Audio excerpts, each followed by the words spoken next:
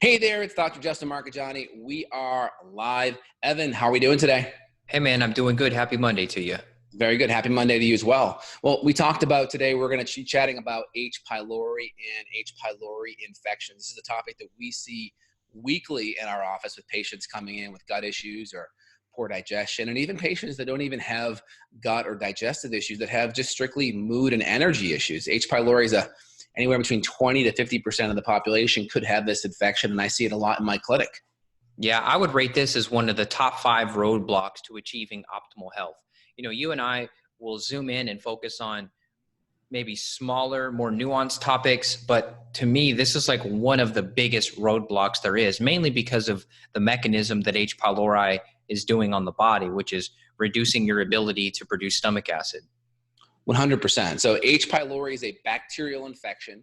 H stands for helico, so it's like a helix shape, and it can kind of like burrow and turn and twist in to that gut lining. It can create inflammation, and there are virulence factors that we look at. The big ones are going to be CAG-A and VAC-A. These are cytotoxic proteins that are being produced by H. pylori, by the bacterial infection, and it can create more inflammation. It's a good sign that the H. pylori is stronger, right? It's a big player. It's going to be creating a lot more problems. I do see patients still have issues that don't have these virulence factors, but if we see them, it's a good idea that we want to clear them out by knocking out the infection. And for me, it just kind of like puts the infection at a higher level in priority in the treatment protocol. Worst case scenario with H. pylori and those virulence factors, Yep. You can develop gastric ulcers, you can develop gastric cancer, you can have major damage to your esophagus. So this stuff can get pretty nasty, and we've seen cases like that where someone comes to us where they've already had an ulcer diagnosis by doing like a barium x-ray where you drink a terrible chalky drink, they do an x-ray on you, and they can visualize the ulcers. And then the gastro doc in that case, generally, they're just going to put you on acid blocking medication. So I think maybe we should spend just a minute here talking about conventional treatment for this stuff. It's not very pretty. Triple or quadruple therapy is often used, which is 3 or 4 antibiotics used at the same time. Now, we know that that doesn't work, number one, because the CDC admitted that antibiotic resistance is happening. But number two, you and I measure antibiotic resistance on our stool testing, and we find a lot of positives, which would indicate, hey, if you take this antibiotic, you throw it down the hatch, you try to treat the H. pylori with it, it won't work. Yeah, I see that a lot as well. I also see a lot of the antibiotic resistance even clear after herbal treatments. Do you see that at all? I do too, and I've always been interested in that. And people ask me, and I don't ever have a good answer of why. Yeah, I'll have to call the lab about that and figure out why that is. But well, I think I know the answer. Yeah. So if we clear the H. pylori, maybe they can't test the resistance of the antibiotic towards it because the actual bacteria that showed positive too low. Yeah. And that very well could be, meaning you need enough of that bacteria there to actually test the resistance against the other antibiotics. And now that it's low enough, we don't have enough of that sample. It's possible. I think that's a plausible theory, but we see H. pylori frequently. Now, we've been testing a lot via DNA, and that's a good way to test. The PCR, the polymerase chain reaction testing, is the newer DNA technology to assess the infection. It's about 2,000 to 3,000 times more sensitive than the previous gold standard, which was the antigen testing. So antigen means it's a piece of the H. pylori. They use a specific stain and they visualize it under a microscope. That was kind of the old type of testing. Well, remember about 5 years ago, you and I were just starting to get into the DNA PCR testing, but we were still using the old antigen testing where it took 3 days of stool samples. Do you remember that? Yeah, I remember that. So and it would test negative, and then we'd have the DNA and we'd see positive, and then we'd look at symptoms and we'd say, wow. So now, I mean, you tell me if you're doing it differently, but I believe you and I both have ditched doing the antigen-based testing pretty much completely, because we used to run both because we were not sure which one was more accurate. Now we know the DNA is much better. Yes, exactly. So the DNA is great. I will still every now and then, if someone is like, I think they have an H. pylori infection, but they're not coming back up, every now and then I will order a blood test where we'll look at IgG, IgA, IgM to get a window into acute infections or chronic infections, right? IgA, IgM is more acute. IgG is more chronic. It's possible that you had exposure to H. pylori, it's cleared, and the IgG is still positive. So you don't ever want to treat based off of the IgG blood test for the H. pylori anyway. And then there are breath tests. So breath tests essentially work by testing an elevation in CO2. So essentially you have, and I think they also may assess urea as well. So you have ammonia, or you have protein in your tummy, and that protein breaks down into urea. And when you have the urease that's elevated from H. pylori, that urease can cause that urea to break down into ammonia and CO2. And so you're getting a lot of that CO2 that's coming back positive as a indirect indication that H. pylori is active in the gut. So it's that increase in CO2 that's giving you that indirect measurement that H. pylori is there. Yeah. So one of the questions that we get from people is, well, hey, I tested positive on this stool test. Now you gave me this herbal protocol to address this infection. Can we just do a breath test because it's cheaper, or my doctor is going to run the breath test for me? Can't we just do that to prove that we got rid of it? Right. So typically you always want to compare apples to apples. So if we ran, let's say, a genetic stool test and we came back with H. pylori, we'd always want to compare apples to apples. We want to compare it to the other test to assess the veracity. So if you came back with the GI map positive, we want to retest on the GI map. Now, you could throw in the breath on top of it if you want to, but I wouldn't try to replace breath or blood. I wouldn't try to use those to replace a stool panel. We still find the stool is most accurate. And also too, when you're looking at somebody's gut, it's very rare to see H. pylori by itself. Why don't we discuss that? I mean, if we look at right now, it's on page 2 of the stool test. That's where we see all these H. pylori markers. We'll look at the beneficial bacteria, which are often low, but that's not all. I mean, usually there's a handful of other things like candida overgrowth that happens as kind of I would consider maybe a secondary issue that happened due to the primary H. pylori infection. Oh, totally. 100%. So just kind of looking at the breath test, they are assessing urea. But the big thing that does come up is carbon dioxide does come as a byproduct. So just to be clear, they are looking at a lot of the urea, and that's a lot of the protein breakdown because H. pylori does have that enzyme urease. So just kind of giving you an update of kind of what that breath test is looking at. So we have our genetic stool test that we like, and that can also assess and look at the virulence factors, and they can also look at the antibiotic resistance. Okay, the big antibiotics are typically going to be a combination of triple or quadruple therapy. Usually it's going to be clarithromycin, amoxicillin, Prilosec or a PPI, and or bismuth. And sometimes they'll throw in tetracycline or doxycycline to pull those other antibiotics out. So that's kind of the general triple/quadruple therapy. And then on the herbs, we may use other things like berberines or golden seal or clove or mastic or higher dose oil of oregano, or even probiotic species can be very helpful at knocking down H. pylori. So there's a lot of things that we may use to help knock down that H. pylori. I want to talk more about like co-infections that come with this. Yeah. So bacterial overgrowth, we'll talk about gut inflammation, permeation of the gut barrier. But first, why don't we talk about symptoms? Because people may be hearing H. pylori and all this talk, and they're like, okay, well, how the heck do you know besides testing that you have it? You mentioned some people may not show many symptoms at all, but they still have a very high level of it. But most people that come to us, they're symptomatic, right? They're not just reaching out just for fun. They're reaching out because they're symptomatic. So I would say weight loss or weight gain. In my case, I lost a bunch of weight with H. pylori. I just wasn't digesting my proteins very well. And so I lost muscle mass. I would say bloating, heartburn, gas, burping, bad breath is pretty common. Your breath gets bad because your food's rotting and putrefying in the gut. My nails developed vertical ridges. Like my nails became more weak and had ridges because of my malabsorption. What else would you say symptom-wise? Can you talk a little closer to the mic? Yes. So your audio right did the there. same thing. Your audio did the same thing. It sounded like you were really far away, but you weren't. I think Zoom was doing something. Okay. All right. Got it. We'll just keep it really close then. Perfect. All right. So in general, so the low-hanging fruit with H. pylori is going to be getting enough stomach acid.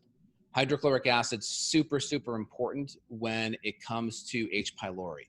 Now, it's a double-edged sword with H. pylori because with H. pylori, your gut lining could be a lot thinner. It could be a lot more inflamed due to its inflammation. So hydrochloric acid is it's like trying to get a massage for your back pain or an adjustment for your back pain when you have a sunburn. Like, you may need it. It may be the right thing, but it may be too much for the amount of inflammation that's present in your body. So it's really important that you work with a clinician to have this kind of dialed in. So we may come in with very low dose on hydrochloric acid, or maybe even none. Maybe just use some gentle bitters or enzymes to support the digestive process, and then assess how much inflammation, make sure there's no bleeding, make sure we add in things to kind of cool off the gut before we do anything on the acidic side. And everyone's a little bit different, so it just depends. I'm always erring on the side of talking to the general public and doing things that aren't going to set you up for more pain or more inflammation, and then work with a clinician that can help individualize things as you start to stabilize. Nausea is another symptom I forgot to mention. Yeah. What about you? Do you have any other symptoms? I mentioned the gas, bloating, burping. Yeah, so your gas, your bloating, your constipation, your diarrhea, anytime enzymes or acids are affected, motility can be affected. And then, of course, there's a couple of studies out there saying, hey, look at these symptoms of H. pylori.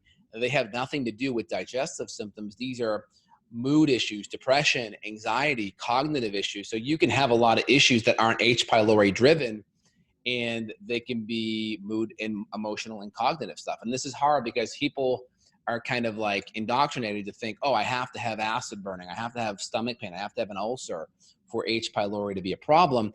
And you may not have no symptoms at all connected to digestion. Yeah, absolutely. I had depression, I had anxiety, I had panic episodes. Right. I mean, I was a wreck when I had H. pylori. So I can agree and attest to the fact that, yes, there probably are some cognitive, psycho-emotional stuff involved. And, you know, your counselor is not going to tell you to go get a stool test for your depression. Exactly. Yep. And that's an important part. And why does this happen? What's the mechanism? Well, the mechanism is pretty simple, I think. If we don't have enough hydrochloric acid, if we don't have enough digestive support, we have to break down these amino acids, right? So think of like a necklace you're wearing, think of that as protein, right? If we were to break each pearl off of that necklace, those are amino acids. And essentially, digestive wise, we have to break those little pearls up so we can utilize, assimilate, and absorb them. And then, of course, in our body, they get converted into a lot of our neurochemicals. Serotonin is going to be tryptophan or 5-HTP. Tyrosine will get converted to dopamine and adrenaline and norepinephrine. And then you're going to have some of these amino acids convert to GABA, which will help you relax and wind down. So we have to essentially take this necklace and break each individual pearl off so we can digest it, absorb it, assimilate. Yep. Well said. All right. So let's go back to the point I mentioned earlier. So the co-infections, like what else happens with H. pylori? We often see candida overgrowth happening. We often see bacterial overgrowth happening. So at that point, maybe more GI symptoms will come on board, and it may not be the H. pylori directly. It may be, you know, Pseudomonas or Streptococcus or Klebsiella, some of these other bad guys. And then we know too that all this undigested food has collateral damage on the gut barrier, right? So we're going to see the secretory IgA go low, and then we know someone has a leaky gut situation. Now, what about zonulin? Do you test zonulin? I don't, because I just haven't found it worth the extra expense for people. But some people just beg and plead that they want zonulin tested. Yeah, there's some data on it. I mean, most of the data is kind of circular. It comes from Alessio Fasano over at Harvard. But there's some good data that's the number one protein for gut permeability. So if I see a lot of autoimmune people, I will definitely run it just to assess how permeable the gut is. So zonulin is this protein. When it's elevated, it means the tight junctions are kind of getting unzipped in your gut and the epithelial lining. And then the more permeable your gut is, the more bacteria and infectious debris and or foods that aren't broken down fully can get into your bloodstream and create an immune response and create more inflammation, because your immune system's not used to seeing all these foods not broken down in the bloodstream. So that creates a lot of immune stress. So it's nice to have that. I'll look at it more with patients that have a lot of autoimmune stuff going on, just to assess if treatment brings it down. But again, it's not causation for me. That's more correlation. Hey, does this improve as we do these things over here to get rid of inflammation or digest foods or get rid of other infections? So it's kind of a corollary marker for me. Makes sense. I mean, I just generally look at the low secretory IgA, and you could say based on that, hey, you know, probably a leaky gut situation going on. Yeah, 100%. So looking at the H. pylori, right? Today's podcast is on H. pylori. It's going to be affecting the digestion of protein. It's going to affect the lowering of that pH in the gut. That nice low pH does three things. One, it makes it harder for bacteria to grow. Think of nice low pH as like bleach on a dirty picnic table. It kind of cleans things up and sterilizes things. Bacteria hates acidic environments to grow. It likes actually alkaline environments. Number two, it gets enzymes activated. So those nice active enzymes are pH sensitive. So if we drop down that nice pH, these enzymes, pepsinogen turns to pepsin, we get these nice proteolytic enzymes going. And then all that food that's all kind of mushed up, that's called chyme. All right, that gets emptied into the small intestine, and that nice low pH triggers a whole bunch of bicarbonate from the pancreas, a whole bunch of enzymes, proteolytic enzymes, lipolytic enzymes. That means protein and fat digesting enzymes. And it's also going to trigger that gallbladder to produce a whole bunch of bile, which will help you digest fat as well. So three things, right? It's creating an environment that's harder for bad critters to grow. It's activating enzymes, right? And it's activating a lot of our proteolytic portions, and as well as getting the pancreas and the gallbladder involved. So really important. Yeah, and the whole domino effect has to happen with enough HCl, which you can't make if you have that infection. And we find 80+% of partners share H. pylori too. So this is why sometimes we have to get the husband or the wife or even the kids involved too, because if someone gets better and then 2 to 3 months later symptoms come back or issues return, then we know it's probably just a case of a reinfection. 100%. So if H. pylori is one of these critters that, typically a lot of parasites, they're more fecal oral, so there usually has to be a higher level of intimacy for that infection to pass back and forth, outside of the fact maybe someone didn't wash their hands and cook the meal for their family. That could happen every now and then. But the bigger thing with H. pylori is that can be spread via saliva. So just, a kiss between a mom and her son could easily spread that. Or sharing silverware or sharing a drink in a household is pretty common among family members. So that could easily be spread. So definitely, if we see the husband or wife come in, I definitely want at least those two treated. And then we may look at what's going on with the kids. Do they have any issues that are kind of abnormal on the radar? We may want to look a little bit deeper at that. Yep, well said. Well, I don't think there's anything else we need to cover on this subject. I'm sure we could pick and add more things to the picture. I would just say if you don't have gut symptoms, that doesn't mean that you're clear. Correct. I think it's good to look at that. And then if you have cognitive issues, or let's say you have mood issues and you're on an SSRI, maybe a medication, that may not be getting to the root cause. And if it's stabilizing, great, but let's get to the root cause. And then once we address that, then you can go back to your prescribing doctor and look at tapering off that correctly. But we always want to get to the root cause. Absolutely. Now, I also find one thing here, I'll just kind of highlight it, is gluten's a big deal. I find the more inflamed we keep the gut, it's harder for H. pylori to be eradicated. So in other words, if people don't change their diets, even with really good herbs, it can be harder to knock out the infection. So the more we can keep inflammation down, the better the patient responds to a lot of these natural herbal treatments that we do. Do you notice that too? Yeah, well, most of the people that come to us, they've already changed their diet. So it's rare that we have to have that, hey, you need to be off gluten and dairy conversation. But yeah, it does act as a roadblock, especially when we see teenagers that are going out and eating pizza and stuff like that. I don't get as much success as quickly with them.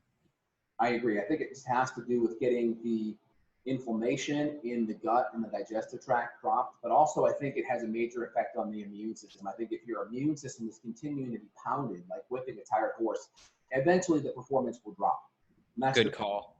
I didn't think of the mechanism with the immune system. That makes perfect sense though, with the dairy piece especially. I could think of kids that are saying, oh, my skin is still bad, because skin issues can result from H. pylori too, right? Because that rotting food will create some acne.